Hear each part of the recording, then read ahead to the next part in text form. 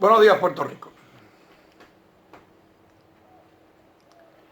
Soy Jorge Seijo, periodista, analista de la noticia, desde mi estudio acá en la ciudad cardenalicia de Laja, para compartir con ustedes varios comentarios de las cosas que suceden en este país.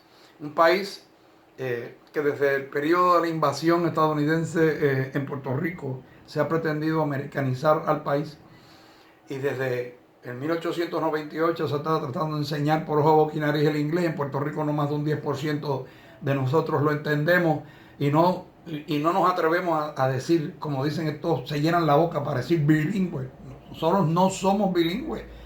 Conocemos dos idiomas, hay algunos tres, pero eso no es ser bilingüe. Busquen el diccionario y encontrarán la verdadera definición y verán el disparate que se está diciendo. Pero bueno, no hay problema con eso, pero no más de un 10% después de 118 años.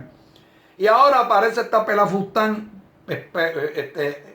altamente mal pagada, porque le están pagando de más, por lo menos 200,000 pesos de más, a decir que en Puerto Rico se va a enseñar el mandarín. Ese es el colmo del coloniaje. El colonizado, que tiene que aprender los idiomas de los grandes imperios, cuando los grandes imperios, si quieren conquistarte, vienen hablando tu idioma y te conquistan, como hicieron los gringos. Acabó. Aquí nadie estaba aprendiendo inglés porque los americanos iban a invadir a Puerto Rico, pero esa es la historia. Ahora este imbécil quiere que los puertorriqueños aprendamos a hablar en mandarín. Pero ven acá, y esa es la gringa. Esa es americana. Pero bueno, eso ya Trump tendrá algo que decir al respecto. No obstante, aquí hay una serie de noticias que se vienen dando y creando una impresión en la prensa y una urgencia brutal, en la que aquí todo el mundo se desvía la atención de los verdaderos issues. Ahora es el mandarín, que si el plan fiscal, que si la Junta.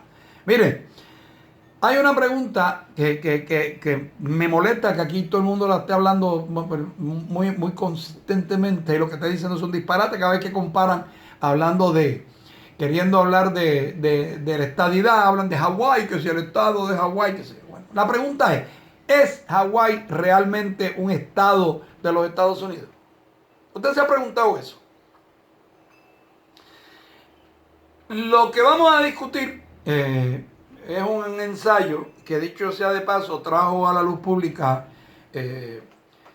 Luis Abreu Elías, y la traducción yo la tengo impresa en esta página hoy para que ustedes la lean.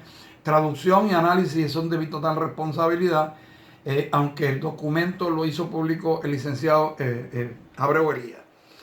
Pero se trata de un ensayo que se realiza como base para la independencia de el Hawái.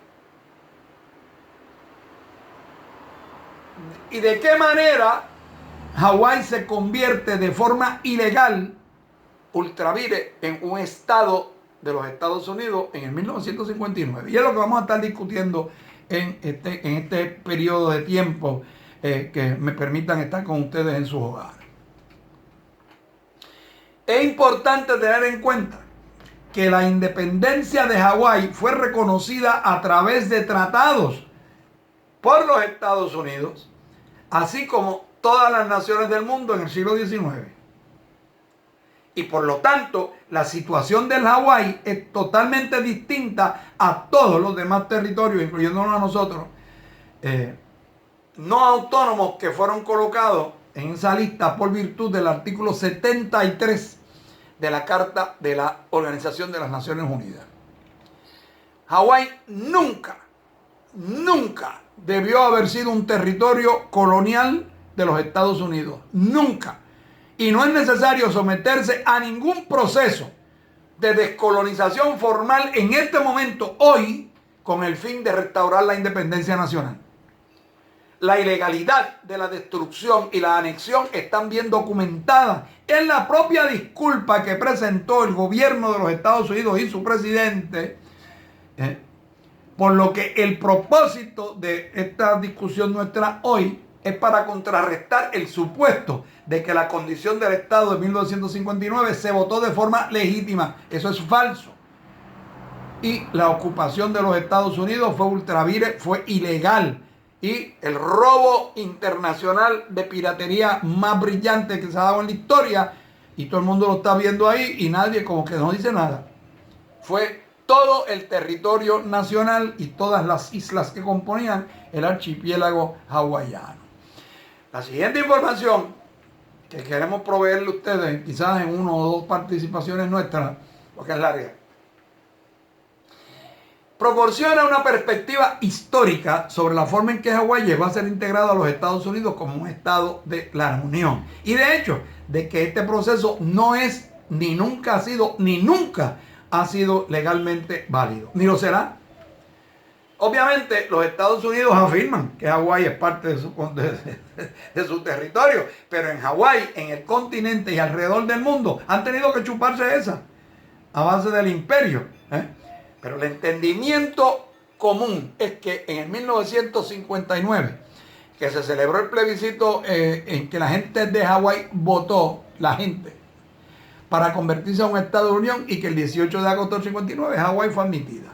Pero ¿qué llevó a este evento? ¿Cuál es la parte histórica, el trasfondo que lleva a esto? En 1945, al final de la Segunda Guerra Mundial, se crearon las Naciones Unidas y se firmó una carta, la Carta de las Naciones Unidas, una disposición especial contenida en esa carta se hizo para ciertas áreas de tierra, incluyendo Hawái, que fue colocado bajo el capítulo 11 de la Declaración relativa a los territorios no autónomos, y en particular el artículo 73 de esa carta, que dice: miembros de las Naciones Unidas que tengan o asuman la responsabilidad de administrar territorios cuyos pueblos no hayan alcanzado todavía la plenitud de gobierno propio, reconocen el principio de los intereses de los habitantes de estos territorios está por encima y aceptan como un encargo sagrado la obligación de promover en todo lo posible dentro del sistema de paz y seguridad establecida por la presente carta el bienestar de los habitantes de estos territorios con este fin. Y vamos a los fines del contenido de ese artículo. Para asegurar con el debido respeto a la cultura de los pueblos respectivos, su adelanto político, económico, social y educativo al justo tratamiento y su protección contra todo abuso. Desarrollar el gobierno propio, a tener debidamente en cuenta las aspiraciones políticas de los pueblos y ayudarlos en el desenvolvimiento progresivo de sus libres instituciones políticas, de acuerdo con las circunstancias particulares de cada territorio, de sus pueblos y de sus distintos grados de adelanto. Fomentar la paz y la seguridad internacional. Promover medidas constructivas de desarrollo, de investigación, etcétera, etcétera.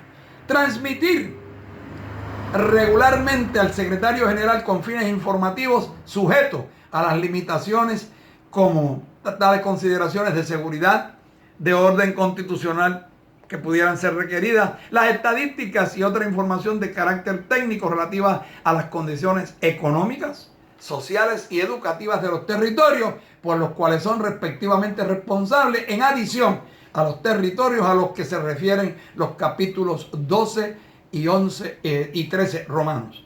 12 y 13 números romanos. Así, en Hawái, en virtud del artículo 73, era una parte del sistema de la ONU y fue puesta bajo la autoridad y aplicación de los Estados Unidos, que, para reiterar, acuerdo en tratado, desarrollar el gobierno propio, a tener debidamente en cuenta las aspiraciones políticas de los pueblos y para asistirlos en el desarrollo progresivo de sus libres instituciones políticas, como el debido respeto a las culturas y a los pueblos interesados. La pregunta es: ¿logró Estados Unidos cumplir con esa obligación sagrada de confianza? Bajo la sección E, que ya le mencioné, de ese artículo, los Estados Unidos fue el responsable de transmitir información a la ONU con respecto a Hawái y las disposiciones del artículo 73. Veamos una de esas transmisiones, la transmisión número A barra 2135 de los Estados Unidos ante la ONU en 1952. Mire desde cuándo están mintiendo. Acuérdense de la fecha. Ese informe establece que, dicen ellos, así mismito lo dicen, tan descarado, durante todo el sistema escolar, el programa de estudios sociales tiene como objetivo crear un entendimiento de los ideales y propósitos de los Estados Unidos, el conocimiento de la historia y su gobierno, la práctica y los principios de la ciudadanía. Autogobierno. Debidamente en cuenta las aspiraciones políticas de su gente. En un momento dado, una ex senadora territorial, Alice Camokila Campbell, presentó una demanda para detener el gasto de los fondos públicos para promocionar y subvencionar las campañas en favor de la estadidad. Ella dijo que un artículo de Honolulu Advertiser, los gastos son ilegales en perjuicio de los ciudadanos y los contribuyentes que se oponen a la estadidad. Por si acaso a ustedes algo les suena familiar. Los fondos están siendo gastados para licor, luaus, cena, viajecitos, entretenimiento y otros propósitos y objetivos contrarios a la ley. Los actos y conductas son de naturaleza puramente política. Autogobierno. El desarrollo progresivo de las instituciones políticas libres. Luego de 1959, luego en el 59, quiero decir, se llevó a cabo el plebiscito. Es importante tener en cuenta dos preguntas. Bien importante. ¿Qué fue lo que fue votado? ¿Qué votaron? Veamos. Uno, ¿cuál fue votada? La pregunta en la papeleta era la siguiente. Si les es familiar. Y ustedes no estaban allí, pero bueno, algo les suena familiar. ¿Debe Hawái ser admitido como estado inmediatamente? ¿Sí o no? ¿Convertirse en un estado o seguir siendo un territorio? ¿Por qué la opción de la independencia no estaba en la papeleta? ¿No tiene o no tenía entonces Hawái la opción de convertirse en un país independiente en 1959? Cuando de hecho lo hizo. El documento guía del proceso para la eliminación de los territorios de la isla no autónomo fue la resolución de la ONU 742 Romanos 8. Y dice la resolución: los factores que se deben tener en cuenta para decidir si un territorio es o no un territorio cuyo pueblo no haya alcanzado todavía la plenitud del gobierno propio. Esta resolución afirma la manera en que los territorios pueden llegar a ser totalmente autónomos es principalmente a través de la consecución de la independencia. Un año después de la votación del plebiscito de Hawái, el 14 de diciembre del 60, la Asamblea General de la ONU aprobó la resolución 1514, que no es muy conocida en Puerto Rico, la declaración sobre la concesión de la independencia a los países y pueblos coloniales. Esta resolución incluye los siguientes pasos. Todos los pueblos, todos, tienen el derecho de libre determinación y en virtud de ese derecho establecen libremente su condición política y persiguen libremente su desarrollo económico, social y cultural. La falta de preparación política, económica, social o educativa no deberá ser nunca un pretexto para retrasar la independencia de ese pueblo. Medidas inmediatas se tomarán en los territorios en fideicomiso y no autónomos a todos los demás territorios que no han logrado aún su independencia, a traspasar todos los poderes a los pueblos de esos territorios sin condiciones ni reserva, en conformidad con su voluntad libremente expresada y deseo.